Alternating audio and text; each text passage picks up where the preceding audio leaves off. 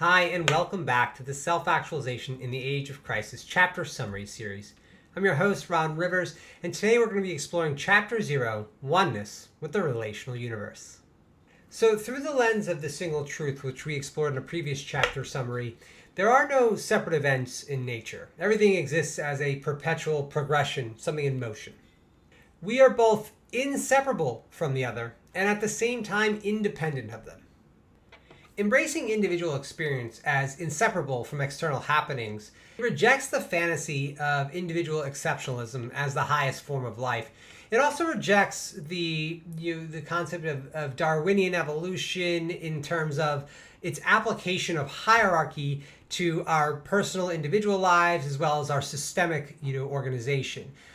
Not that hierarchy is absent from nature, but it is not in any way, shape, or form the defining characteristic. Now that's and that's observable in a wide variety of directions. In an informational universe, all experiences imprint upon us. We become, and therefore we are, whatever we direct our focus and energy towards within sustained moments. We're always acting within specific systems and relationships that reinforce very specific ways of being.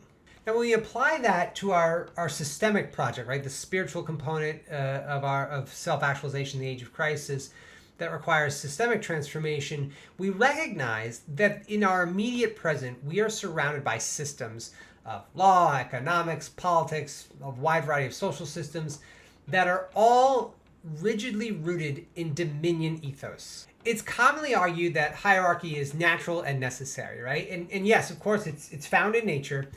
But no, it's not at all the base operational unit of humanity or any other species. I mean, just as a single example, anatomically modern human beings have been around for hundreds of thousands of years, and we've only been in rigid hierarchies for maybe 12,000. I mean, rigid hierarchy came along with the advent of agriculture and the accumulation of surplus and the desire to kind of transfer that surplus around or really among hereditary lines. So consider law, right? All laws are essentially specific frameworks of measurement. They measure our actions against a set kind of, I don't want to say ideal because I don't think they're ideal, but a set framework of action that we're judged upon and compared to.